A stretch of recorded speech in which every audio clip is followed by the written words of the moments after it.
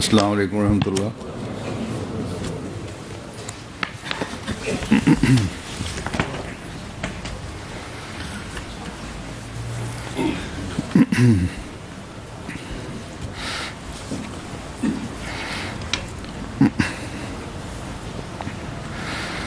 अशहदु अल्ला इलाहा इल्लल्लाह वहदहु ला शरीक लहु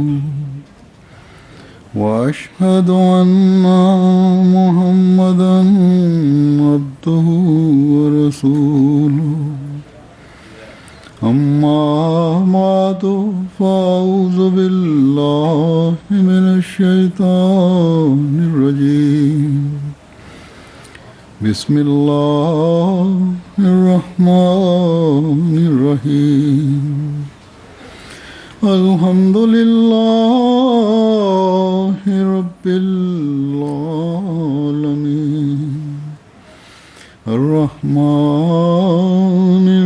रहीम मालिकि यौमिद्दीन इय्याका नअबुदु व इय्याका नस्तईन इहदिनस सिरातल मुस्तकीम सिरातल लज़ीना अनअमता अलैहिम गैरिल मग़ज़ूबि अलैहिम वलद्दाल्लीन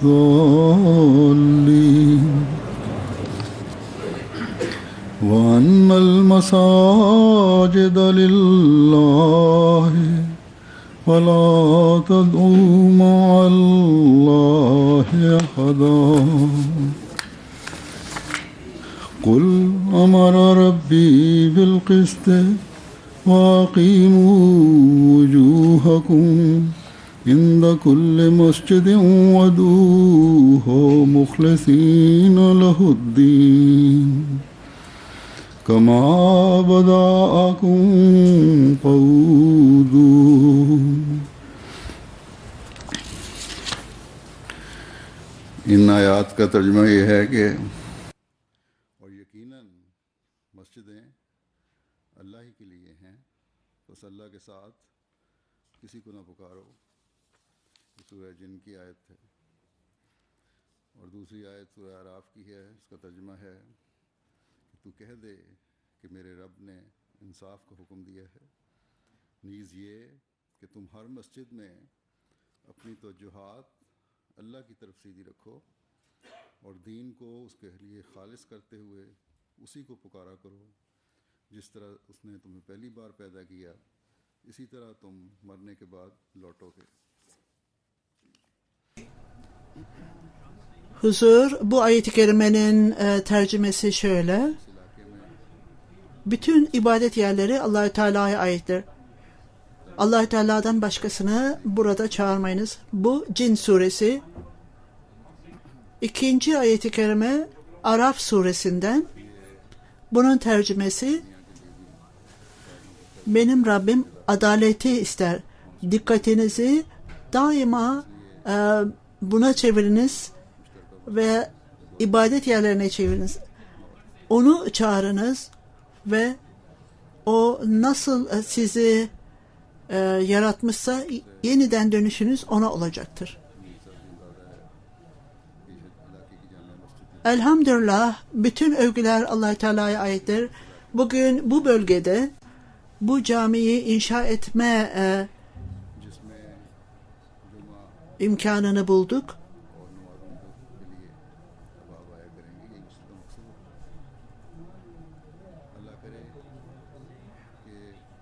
Bunu bütün dünyaya duyurmak için söylüyorum. Bu bölge Henslow'da Feltham denilen bir bölgedir ve burada iki cemaat var. Kuzey ve Güney cemaatleri.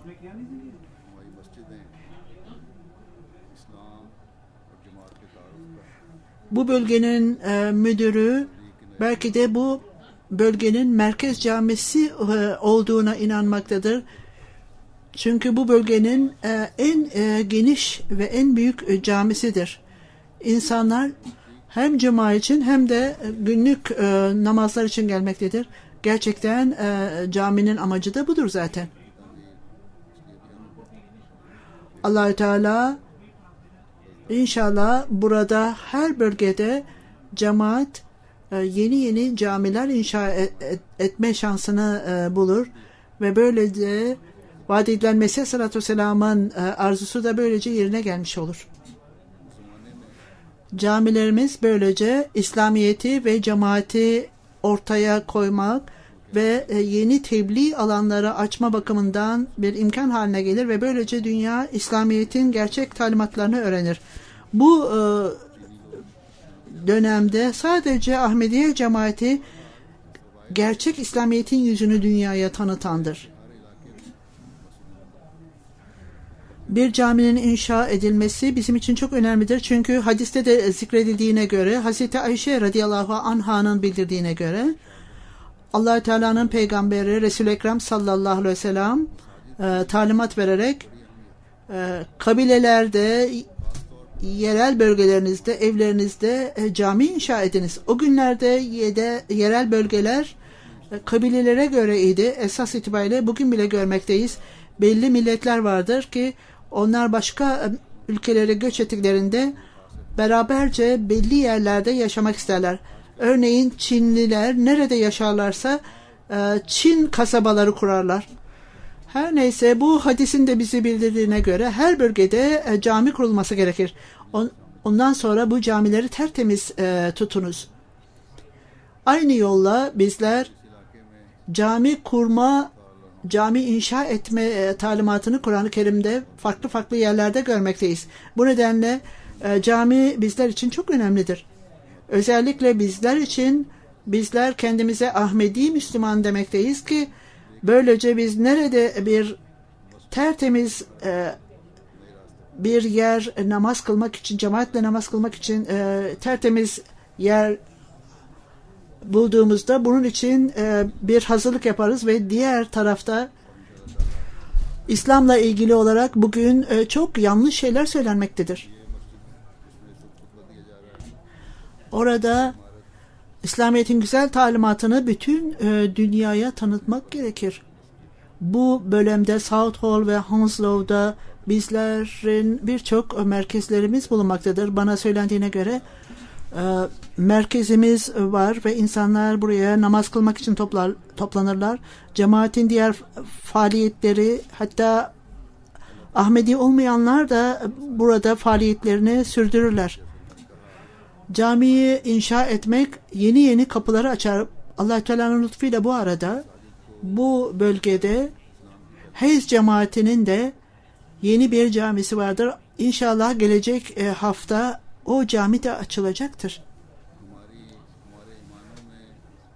Bu hutbeyi verdiğim cami, bu bina tam cami olarak inşa edilmemesine rağmen cami şeklinde de değildir. Bu ofis idi ve camiye döndürülen bir binaydı. Aynen Hayes'de de cemaat merkezi camiye dönüştürüldü. İnşallah Allah-u Teala nasip ederse bu cami İslamiyet'in yayılmasına vesile olacaktır.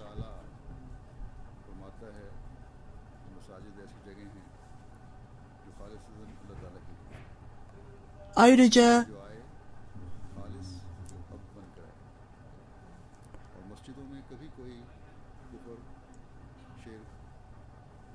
daha da imanımızın güçlendirilmesine neden olacaktır. İmanların arttırılması camilerin kurulmasına bağlıdır. Okuduğum ayet-i kerimede Allah-u Teala camilerin öneminden bahseder. Caminin önemi amacına bağlı olarak nedir? Nasıl bunlara göz kulak olmanız gerekir? Bu noktadan da zikredilmiştir. Bu noktada zikredilmiştir. Allah-u Teala camiler öyle yerlerdir ki sadece Allah Teala'nın rızası için kurulmuştur. Buraya gelenler tertemiz olduktan sonra Allah Teala'nın tertemiz kulları olarak gelmelidirler ve hiçbir şekilde Allah Teala'ya ortak koşmamalıdırlar. Onun içindir ki Resul-i Ekrem sallallahu aleyhi ve sellem camilerde herhangi bir ticari duyuru veya dünya ile konuşmalar yapılmayacaktır der. Sadece Allah Teala'nın ibadeti ve İslamiyet'in mesajının planlanması, onun yayılmasının planlanması yapılacaktır. Geçmiş ayet-i kerimede de aynı konudan bahsedilmiştir ve Allah Teala sadece Allah Teala'ya ibadet edilecektir. Farklı şeyler yapanlar, camide farklı şeylerden bahsedenler cezalandırılacaktır. Böylece Resul-i Ekrem sallallahu aleyhi ve sellem'in açıklaması daha da aşikar olmuştur ve Allah Teala burada açıklamış ve Allah Teala'nın vahdaniyeti Resul-i Ekrem sallallahu aleyhi ve sellem vasıtasıyla kurulacak ve camiler de Allah Teala'nın vahdaniyetini ortaya koymak için yerlerdir ve Allah Teala'nın vahdaniyeti sadece ve sadece camiler vasıtasıyla yayılacaktır. Bunun içindir ki Resul-i Ekrem sallallahu aleyhi ve sellem'e inanan ve böyle iddialarda bulunanlar, bizler bu amacı, Resul-i Ekrem sallallahu aleyhi ve sellem'in amacını ortaya koymak ve yine Resul-i Ekrem sallallahu aleyhi ve sellem'in aşığı olan cemaate ait olarak bizler, cemaat üyeleri bizler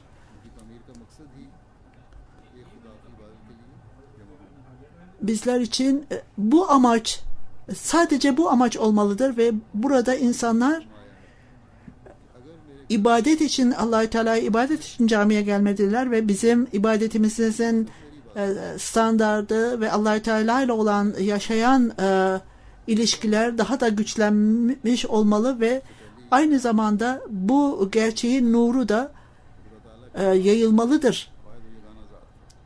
Gerçeğin nuru yayıldığında bizim amacımız bu olmalıdır ve böyle olunca sadece görünüşte ibadet etmek yeterli değildir. Bilakis kendimizi aydınlatmalıyız. Bu dinin nuruyla aydınlatmalıyız kendimizi. Diğer ayeti kerimede Araf suresinde Allah Teala ilk önce adaletten kul emara rabbi bil kıst der. Siz, Allah Teala size talimat vermiştir. Adaleti yerine getirin demiştir. Bu talimat Resul-i Ekrem sallallahu aleyhi ve sellem verildiğinde bu bütün gerçek müminlere de verilmiştir. Ona inananlara ve ona inandığını iddia edenlere verilmiştir. Bu nedenle her şeyden önce bizler adaleti yerine getiren ve bizler bütün insanların haklarını ayrım yapmaksızın verir ve doğru yolu takip edenleriz derler. Bu nitelikleri taşıyanlar bütün dikkatlerini Allah-u Teala'ya çevirirler ve bu ihtiyaçlara hakkını verirler. Ondan sonra işte bu insanlar ibadetlerine tam hakkıyla yerine getirirler ve bu temizlik, bu takva kendilerinde adalet olmayanlar Allah-u Teala'ya ve insanlara olan haklarını yerine getirmişler. Bir şeyi yerine getirdiklerinde o insanlar arasında adalet görülmez.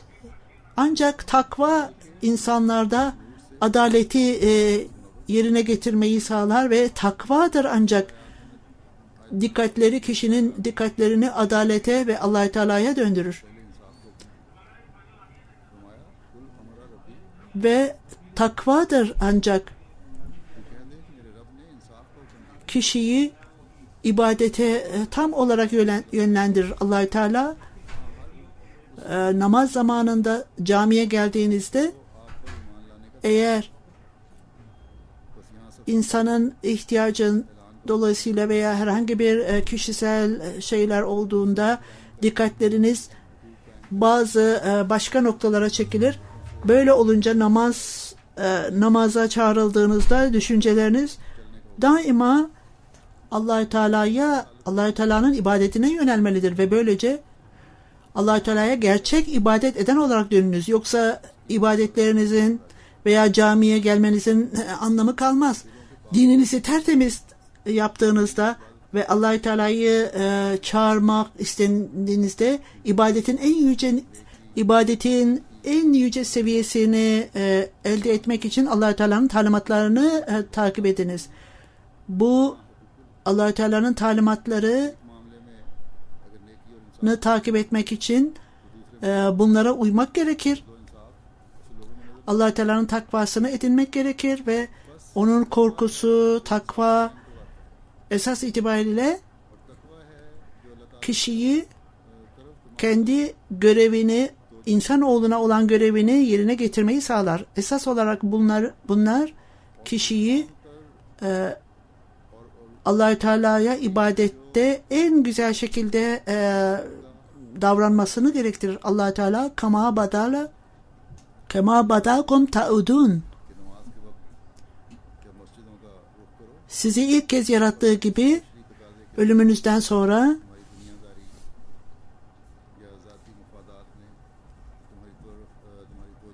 siz ona döneceksiniz. Her insan bunu hatırlamalıdır. Bütün bu dünyada yapılan davranışlar gelecek hayatta mükafat veya cezanın temeli olacaktır. Allah-u Teala fiziki yaratılışınızı da bu hayatı geçirdiğinizde esas olarak size esas bir mesaj verilmiştir. Ölümden sonra farklı dönemler olacaktır ve ruh bu dönemlerden geçecektir. İşte bu hayat, ahiret hayatı ruhun daha iyi gelişimi halinde olacaktır ve bu amaçla sizler kendi bu dünyada yaptığınız davranışlara dikkat ediniz. Bu davranış ancak sizler Allah-u Teala'ya olan ibadet haklarını yerine getirdiğinizde, onun için Allah-u Teala'nın rızası için en güzel şekilde ibadetlerinizi yaparak onun rızasını kazanmakla olur. Sizler ayrıca elinizden geldiği kadar Allah-u Teala'nın talimatlarına uymaya çalışınız. İbadet zamanında bu aklınızda olmalıdır. Siz Allah-u Teala'nın önünde, sizi yaratanın önünde bulunmaktasınız ve tamamen bütün dikkatlerinizi Allah-u Teala'ya yönlendirin. İşte bu ibadet Allah-u Teala bu hayatta ve gelecek hayatta da Allah-u Teala'nın nimetlerini almama nasip olacaktır diye düşünmeniz gerekir. Bir soru sorulmuştu. Bir soru soran kişi, biz namaza kalktığımızda nasıl bizler acaba Allah-u Teala'nın imajını aklımızda nasıl tutmalıyız? Hz. Mesih Aleyhisselatü Vesselam buna cevap olarak esas temel olan şey Kur'an-ı Kerim'de yazılıdır. Uduhu muhlisine lehuddin, yani siz Allah-u Teala'yı tertemiz bağlılıkla hatırlayınız. Kişi derinlemesine Allah-u Teala'nın nimetlerini düşünmeli. Allah-u Teala'nın nimetlerini, özellikle bu ülkelerde yaşayanlar, dini özgürlüklerin bulunduğu, dünyevi nimetlerin olduğu bu ülkelerde Allah-u Teala bu nimetleri vermiştir ve bu nimetleri hatırlayınız, bağlılıkla hatırlayınız ve Allah-u Teala'ya bağlılıkla, Allah-u Teala'ya dönerek ona inanınız ve ancak Allah-u Teala her şeyi yapar. Esas itibariyle bu ibadetin esasıdır ve kişi Allah-u Teala'nın önünde sanki Allah-u Teala'ya bakıyormuş. Hatta başka bir anlamda Allah-u Teala kendisini gördüğünü düşünmelidir. Her türlü karışıklık, her türlü şirk kesinlikle olmamalıdır ve dikkatler daima Allah-u Teala'nın varlığına, tek oluşuna dönmelidir ve bütün dualarda devamlı olarak tövbe etmelidir kişi ve tevazu ile Allah-u Teala'nın önünde eğilmeli ve böylece kişi tertemiz olarak Allah-u Teala ile tertemiz ilişkilerini kurmalı ve Allah-u Teala'nın sevgisinde kaybolmalıdır. İşte bu şartlarda gerçek mümin bu şartları ortaya koymalıdır. Camiler bu çeşit durumları ortaya koymak için yapılmaktadır ve bunu hatırlatarak bize bu amacı hatırlatır camiler. Daima unutmayalım ki camilerin inşası ile bizim sorumluluklarımız birçok yönden artmaktadır. Hem bir taraftan ibadetin hakkını yerine getirmeli, diğer taraftan Allah-u Teala'nın diğer talimatlarına dikkat etmeliyiz. Daha öncesinden daha fazla dikkat etmeliyiz. Aksi halde muhlisine lehuddin'de bu talimata uymamış oluruz. Yani tamamen Allah-u Teala'nın dinine bağlı olmalıyız. Hz. Mesih Aleyhisselatü Vesselam bir yerde bu zamanda gurur, kibir ve gösteriş, cesaret bu zamanda artmıştır. Muhlisine din sanki yok olmuş, gökyüzüne çıkmıştır. Bütün bunlar tamamen yok olup gitmiştir.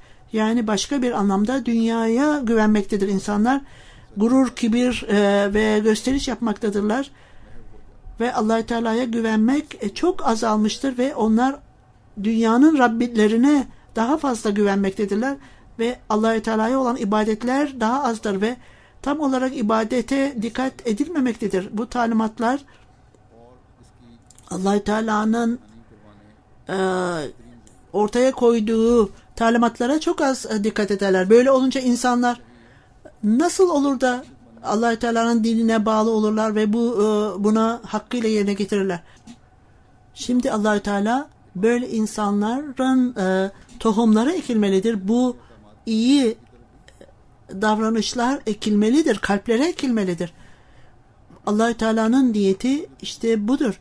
Bu çağda Hz. Mesih Aleyhisselatü Vesselam'ı göndermekle Allah-u Teala bunu yapmıştır ve Allah-u Teala bunu ortaya koymuştur. Allah-u Teala'nın kaderi ortaya konulmuştur. Bizler kendimizi vaat edilen Mesih Aleyhisselatü Vesselam'a atfettiğimizde bütün dünyayı bir tarafa atarak tertemiz hale gelmeliyiz. Yine söylediğim gibi ancak o zaman gerçekten camilerin inşa edilmesi bu durumda ortaya konulmuş ve amacı gerçekleşmiştir. İbadetlerimize, davranışlarımıza dikkat etmeli, onları reforme etmeli ve düzeltmeliyiz. Kim böyle yaparsa o işte ancak gerçekten vaat edilen Mesih Aleyhisselatü Vesselam'ın elinden biat etmesinin hakkını yerine getirecektir. Vaat edilen Mesih Aleyhisselatü Vesselam'ın sözlerinde Allah-u Teala'nın amacı budur. Bu iyi şeyler kalplere ekilmelidir. Bunlar benim sözlerim değildir. Bunlar insanoğlunu değiştirecek ve bu sözler benim söylediğim sözler değildir. Bu 123 yıl önce söylenmiştir. Bu tohumlar ekilmiştir. Yüzlerce binlerce kişi tertemiz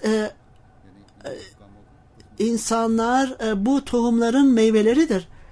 Yeni cemaate gelenler daima bu düşünceyle cemaate gelmelidirler ve Allah-u Teala ile olan ilişkiler nasıl, yaşayan ilişkiler nasıl kurulmalıdır ve nasıl ibadetin standartlarını artırmalıyız, nasıl bizler bunu yerine getirmeliyiz ve bizler nasıl en yüce ibadeti nasıl gerçekleştirmeliyiz ve belki de kişi böylece Allah-u Teala'nın rızasını kazansın. Şimdi önümde oturanlardan birçok Ahmedilerin geçmiş ataları, anne ve babaları, büyük babaları Ahmediyeti kabul etmişlerdir. Ve onlar vaat edilen Mesih Aleyhisselatü Vesselam'ı kabul etmişler, biat ederek cemaate girmişlerdir. Ve onlar en yüce Allah-u Teala'ya ve onun yaratıklarına olan görevlerini en büyük şekilde, en yüce şekilde yerine getirmişlerdir. Gelen nesillerde de yine gerçek ilişki olmalıdır Allah-u Teala ve bunu daha da güçlendirmelidirler ve işte bu amaçla Ahmediye cemaatinin amacı ve vaat edilen Mesih Aleyhisselatü Vesselam'ın başka insanlardan ayırt ettiği özellik budur. Kur'an okumak, ibadet etmek, diğer insanlar da bunları yapmaktadır. Bizimle onlar arasındaki farklılık, işte bu durumda bizim her davranışımız tamamen Allah-u Teala'nın rızası için olduğunda ortaya konulacaktır. Dünyevi meselelerde bizler daima Allah-u Teala'nın rızasını aramalıyız. Ve ancak bu durumda bizler camiye gittiğimizde ve ibadet yaptığımızda bütün dikkatlerimiz Allah-u Teala'ya olmalıdır. Ve bizler böylece tertemiz dini Allah-u Teala'nın dini için, onun rızası için tertemiz yapmalıyız. Ve bütün dikkatlerimiz, ibadetlerimiz bizim işimize, mesleğimize dönmemelidir, yönelmemelidir. Veya bencil arzularımıza dönmemelidir. Veya öc almak, başkalardan dünyevi meselelerde öc almak için dikkatlerimizi buna döndürmemeliyiz. Bütün işlerimizi Allah-u Teala'nın eline bırakmalı ve Allah-u Teala'ya tabi olmalıyız. Allah-u Teala'nın rızası için daima Allah-u Teala'nın talimatlarına uymalıyız.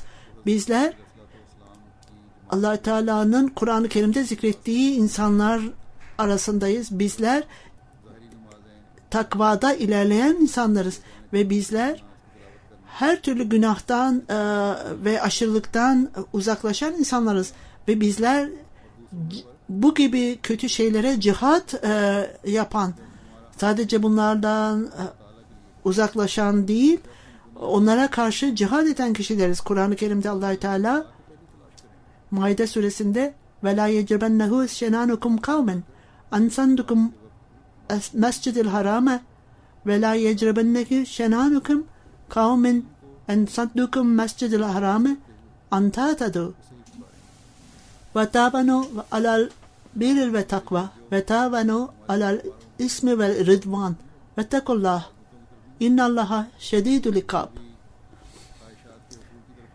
Herhangi bir millete olan düşmanlığınız sizi Mescid-i Haram'dan alıkonduğu için sizi onları adaletsizlik yapmaya sürüklemesin. Onlara haksızlık etmeyiniz. Daima iyi şeylerde beraberce çalışın, kötü şeylerde çalışmayınız. Allah-u Teala'dan korkunuz. Hiç şüphesiz Allah-u Teala'nın ceza vermesi çok çabuktur bu saldırganlara. Bugünlerde İslam'la ilgili birçok iddialar vardır. Bu terör dinidir, baskı dinidir derler ve savaşı körükler der. Bu İslam silahla yayılmıştır derler haşa. Ve bütün bu dinler İslamiyet'e karşıdır ve İslam bütün bunlara karşı kılıç kullanmıştır der. Bu ayet-i kerimede Allah-u Teala bu iddiayı reddetmiştir. Ve gerçekten Müslüman olanlar ve Allah-u Teala'nın rızasını arayanlar ve onların ibadeti tamamen Allah-u Teala'ya ait olanlar, onların davranışları, düşmanlara karşı olan davranışları hiçbir şekilde onlara haksızlık yapmamaları gerekir ve hatta onlara karşı haksızlık yapıldığında bunlar aynı şekilde geriye tepmemelidir. Böyle olunca gerçek bir Müslüman, gerçek bir mümin Allah-u Teala'nın rızasını kazanmalıdır. Takva meselelerinde o daima tamamen bütün insanlarla iyilikte beraber olmalıdır ve tamamen kötü şeylerden uzaklaşmalı ve hiçbir şekilde bu kötülüklerle çalışmamalıdır. Çünkü bu takvaya aykırıdır. Eğer böyle kötülük yaparlarsa bütün yaptıkları iyilikler gider ve sizi herhangi bir takvadan koyan, sadece gösteriş için yapılan ibadetler hiçbir değeri yoktur Allah-u Teala'nın gözü önünde. Bu insanlara ilgili olarak Allah-u Teala فَوَيْلٌ لِلْمُسَلِّينَ yani böyle ibadet edenlerin tahribatı onlar için gereklidir. Bu çağın imamına inanan bizler ve Allah Teala'nın talimatına uyduğumuzu, ona uyduğumuzu iddia edenler, Allah Teala'nın talimatına uyduğumuzu yeniliyoruz. Bizlerden hiçbirimizden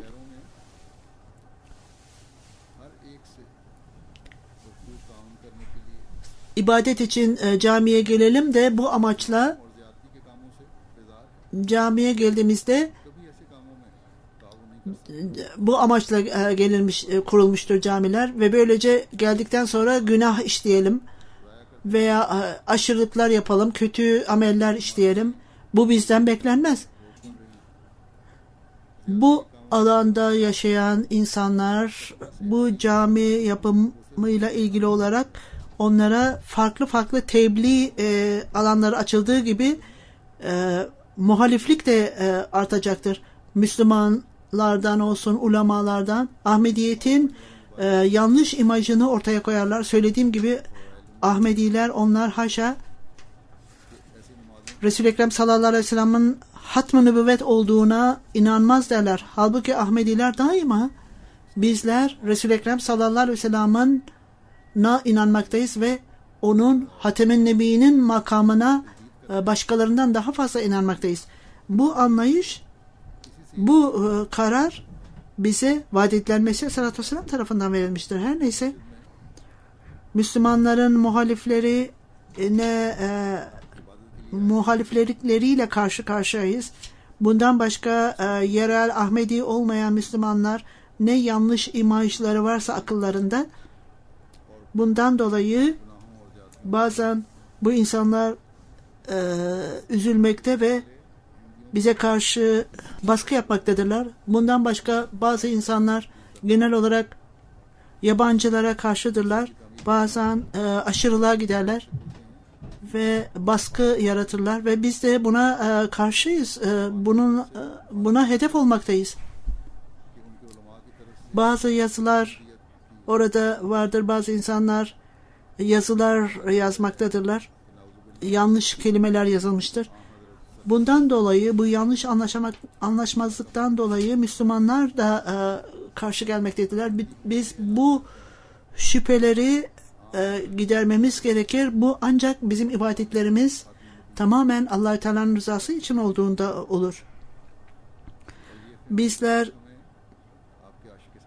camilerin inşaatının tam hakkını verdiğimizde unutmamalıyız ki cemaatin güzelliği esas itibariyle içindedir, kendisidir. Bizim ilişkilerimiz, takva ilişkilerimiz ve güzel ilişkilerimiz daha da Allah-u Teala'nın rızası için olduğunda her orada bulunan yerel kişiler bu cemaatin belirgin özelliği kardeşliktir desinler.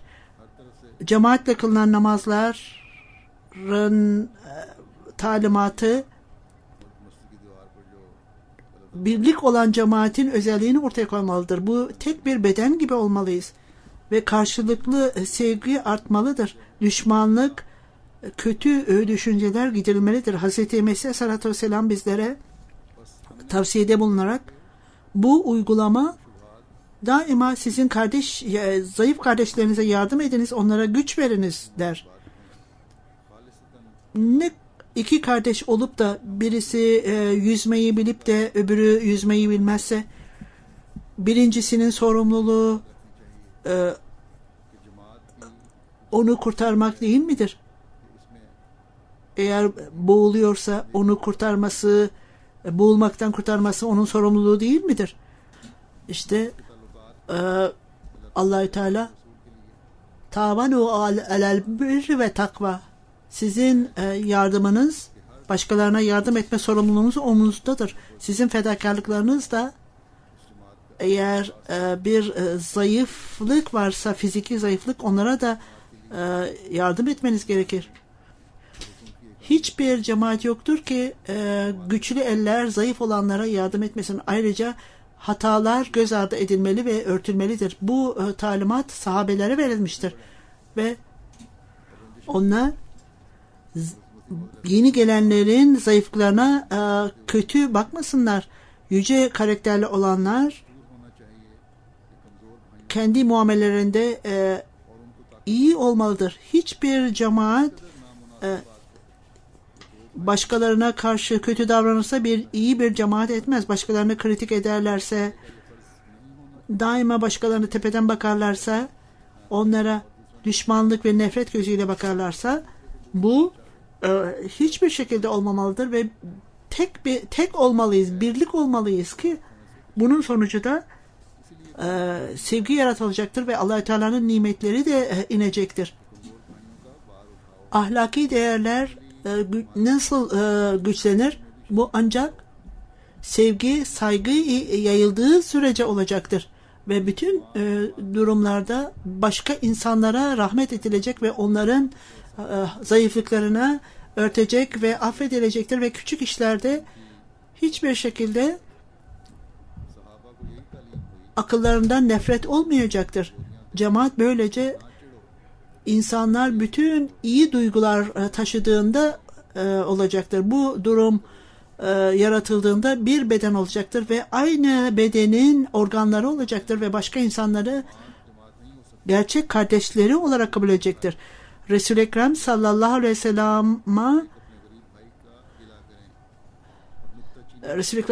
sellem'in sahabelerine aynı tavsiye verilmiştir. Dağlar kadar altın harcasalar bile kardeşliği ortaya koyamayacaktır. Aynı şekilde Allah-u Teala bu çeşit kardeşliği burada kurmak ister. Bu devrimi ortaya koymak için vaat edilen Mesih sallallahu aleyhi ve sellem gönderilmiş ve bu gerçekten dünyada kurulmak istenmiştir. İbadır Rahman kulları yaratılsın. Bizim mutluluğumuz sadece camileri inşa etmek değildir. Muhlisine lehuddin talimatına uyarak Allah-u Teala'nın gerçek kulları haline gelmeliyiz. Bu maddi dünyada, bu maddi hayatta dünyevi kazançlar elde etmek için insanlar birbirlerini takip etmekte ve birbirleriyle yarışmaktadırlar. Bu yolla böyle mi biz Allah-u Teala'ya ulaşırız? Allah-u Teala'nın lütfuyla vaat edilen Mesih Aleyhisselam'ın gerçek mesaj, İslamiyet'in mesajı dünyanın her tarafına yayılmaktadır. Şimdi Müslüman olmayanlar Müslüman olmakta ve Allah-u Teala'nın kulu haline gelmektedirler. Ona hizmet eden, ibadet eden kulları haline gelmektedir. Ve kendi eski davranışlarını bırakmaktadırlar ve onlar biat etmekte ve cemaatin üyeleri haline gelmektedir. Başında da söylediğim gibi gerçek İslam vaat edilen Mesih sallallahu aleyhi ve sellem tarafından getirilmiş ve o Resul-i Ekrem sallallahu aleyhi ve sellem'i temsil etmektedir. Ben geçenlerde mektup aldım, bir Ahmedi'nin yazdığı gibi nasıl Allah-u Teala kendi hayatında nasıl büyük bir değişiklik meydana getirmişti. Allah-u Teala'nın nimeti, doğru aklı olan insanlar cemaatin üyesi haline gelmekte ve onlar eski bidatlarını bırakmaktadırlar. Yine başka bir kişi bizim harcadığımız hayatta öyle şeyler vardır ki tamamen bunlardan cahiliz biz diye yazmaktadır. Ta ki biz bugüne kadar bugüne dinlemeyen kişi, örneğin Kur'an-ı Kerim'e ölü insanlara okuyan kişiler veya Kur'an-ı Kerim'i onlar için okuyan ve Hz. İsa Aleyhisselam'ı kendi inançlarına göre inananlar ve Hz. Mesih Sallallahu Vesselam'ın kitaplarını okuduk diyor bu kişi ve bu kitaplar tercüme edilmiştir. Biz bunu ne kadar okuduysak kalplerimizde, akıllarımızda nurlanmaya başladık ve bize güç vermeye başladı. Elhamdülillah bu kitapları okuyarak bizler bu anlayışı elde ettik ve uzun zamandır bizler Allah-u Teala'nın yolundan uzaklaşmıştık Ve biz sizlerden rica ediyoruz. Bu güç, bu cemaatten aldığımız güç bütün bedenimize, bütün her parçamıza gitsin. Biz Allah-u Teala'ya şükretmekteyiz. Bu bütün bidatları biz terk ettik ve eğer bizim köyümüzün dışına çıkarsak bu insanlar hala bu kötü davranışlarda bulunmakta ve aynı şeyleri yapmaktadırlar. İşte bu yeni insanlar bu bidatlardan nasıl vazgeçiyorlarsa yine belirttiğim gibi burada oturanlar onların bu nesilleridir burada oturanlar. Onlar da tamamen bunları terk etsinler. Başka insanların etrafındaki insanların davranışlarını, inançlarına kabul etmesinler. Bu mektubu yazan yine daha şöyle diyor. Bu kişinin ismi Artiko ailesinden Resul Can, o mektubu yazan kişi.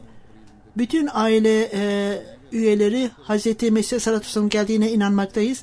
Bizim arzumuz buna şahit olanlar arasında olalım. Bununla beraber bizler ayrıca ricada bulunuyoruz ve Allah-u Teala gelecek nesillerimizi de öyle nesiller ortaya çıksın ki Abdülselam doktor gibi doktorlar olsun, ailesinde doktorlar yoktur ve bilginler yaratılsın ve öyle ulemalar yaratılsın ki bizim nesillerimizden onlar için dua etmekte ve gerçekten Allah-u Teala'nın kulları olsunlar.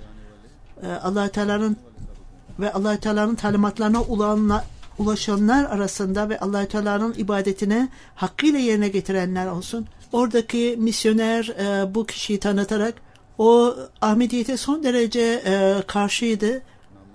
Oğlu Ahmedi oldu fakat o devamlı olarak itiraz ediyordu ve onu evden atmayı tehdit etti. 2007 yılında hilafet jübilesine katılmıştı.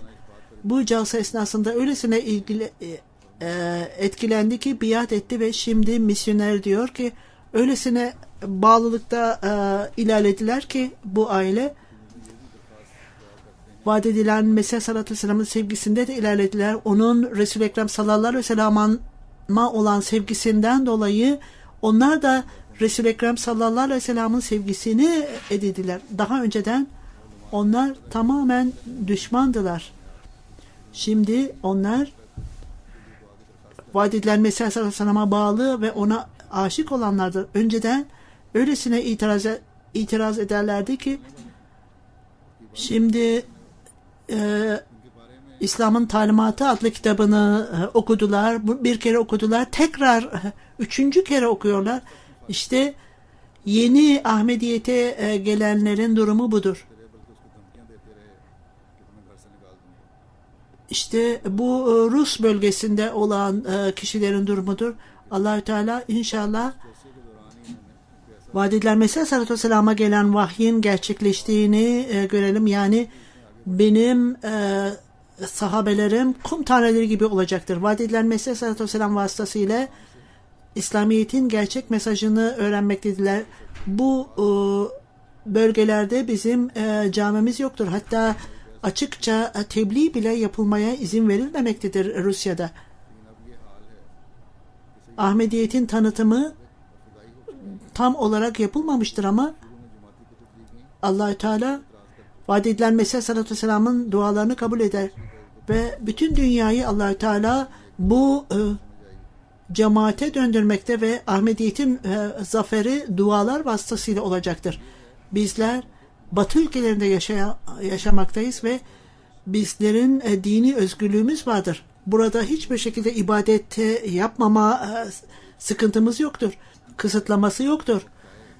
Belirttiğim gibi Rus ülkelerinde, başka ülkelerde açıkça tebliğ yapılmamaktadır. Allah-u Teala bu sınırlamayı onlardan gidersin. Bu insanlar bile belki cemaate, Ahmediye cemaatine vaat edilen Mesih sallallahu aleyhi ve sellem'i cemaatine gelecekler ve belki de cami inşa edeceklerdir. Yine Batı ülkelerinde özgürlük olduğunu söyledim. Fakat kanunlar ve belediye öyle haklar verilmiştir ki bu haklara cami inşa etme gibi bir engel konulursa burada da caminin inşaatine itiraz ettiler ve izini iptal ettiler ve Allah-u Teala cemaatin dualarını kabul etti ve mahkemeye gidildi ve mahkeme bizim lehimize karar verdi ve ayrıca bütün mahkeme masrafları belediyeye yüklendi. Bu yolla Ahmediler, bu bölgenin Ahmedileri adaleti mahkemeden aldığı adalete de şükretsinler ve Allah-u Teala'ya da şükretsinler.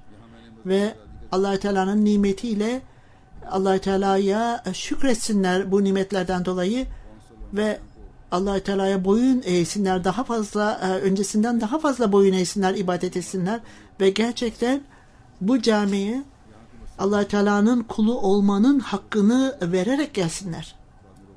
Bu amaçla devamlı olarak Allah-u Teala'ya şükretmek için camiye devamlı olarak 5 vakit camiye gelerek namaz kılsınlar. Hazreti Ebu Hureyre'nin bildirdiğine göre Resul-i Ekrem sallallahu aleyhi ve sellem melekler daima hepiniz için dua ederler. Orada namaz kılınan yerde kaldığınız sürece size dua ederler. Ey Allah, bu insanı affeyle. Bu kişiye rahmet eyle der melekler. Bu insanlar ne şanslıdır. Meleklerin, Allah-u Teala'nın meleklerinin dua ettiği kişiler ne şanslıdır. Bu duaların nimetiyle bu insanların duaları da kabul edilecekler ve Allah-u Teala'nın nimetine nail olacaklardır. Allah-u Teala'nın rahmetine ve nimetine ulaşanlar daha başka ne isteyebilirler ki? Allah-u Teala bizleri bu insanlar arasında, yani Allah-u Teala'nın nimetini alan ve af edilenler arasında nasip etsin. Sonunda cami ile ilgili olarak bilgi vermek istiyorum. Bu cami bu bina nasıl camiye döndürüldü? Hemen 900.000 pound bu cami için harcandı. 2 cemaat var. Hounslow genel olarak bu masrafları üstlendi. Bölgeden de diğer cemaatler de buna katılmışlardır. Eğer sadece Hounslow ve Peltham cemaati sayılırsa çanda ödeyenler de buraya katılmışlardır. Toplam olarak 600'dür masrafları karşılayanlar. Eğer bölgeler de ilave edilirse belki 400 eder. Durum ne olursa olsun Allah-u Teala'nın izniyle cemaat çok büyük fedakarlıkta bulunmuştur. Allah-u Teala bu fedakarlığı kabul buyursun. Bazı cemaat üyeleri çok büyük rakamlar ödemişlerdir. 280.000, bir kişiye 100.000'den daha fazla. Bazıları da 50-60.000 pound verdiler. Allah-u Teala bu fedakarlıkları yapanlardan razı olsun, kabul etsin. Sonunda yine hatırlatmak için söylüyorum. Camilerin hakları, camilerin inşası 100 veya daha fazla para vermekle yerine getirilmez amaç. Gerçek amaç bu camileri doldurmakla gerçekleşir ve buraya gelenler sadece Allah-u Teala'nın rızası için, Allah-u Teala'ya ibadet etmek için gelsinler ve camiden çıktıklarında da onun etkisi, camiye gelmenin etkisi insanları Allah-u Teala'ya çağırmak ve onların takvalarının yükselmesi ve Allah Teala'ya yükselmesi de yükselsin ve böylece vaat edilen Mesih Aleyhisselatü Vesselam'ın elinden biat etmenin hakkını yerine getirsin. Ben dua istiyorum. Pakistan'da, Hindistan'da, Hyderabad'dan düşmanlar bizim camilerimizi ellerine geçirmek istemektedirler. Çünkü Müslümanlar geniş miktarda bulunmaktadır. Propagandalar vasıtasıyla hükümet de etkilenmektedir. Allah-u Teala bizleri korusun. Her türlü kötülüklerden korusun.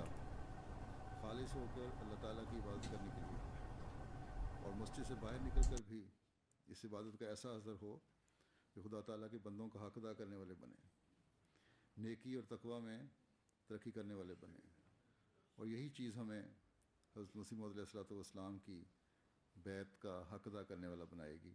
अल्लाह ताला हमें इसकी तौफीक अता फरमाए। एक दुआ की भी तारीफ़ करता हूँ। आजकल पाकिस्तान में तो रोज़ हमारे साथ मामलात होते ही हैं। इंडिया में भी हैदराबाद दक्कन में हमारी मस्जिदों पर गैरों की नज़र है और कब्ज़ा करने की कोशिश कर रहे हैं और क्योंकि वहाँ मुसलमान भी काफ़ी तादाद में हैं इसलिए उनके शोर से हुकूमत भी कुछ उनके ज़ेर असर आ रही है। अल्लाह ताला इनके शर से हमें बचाए।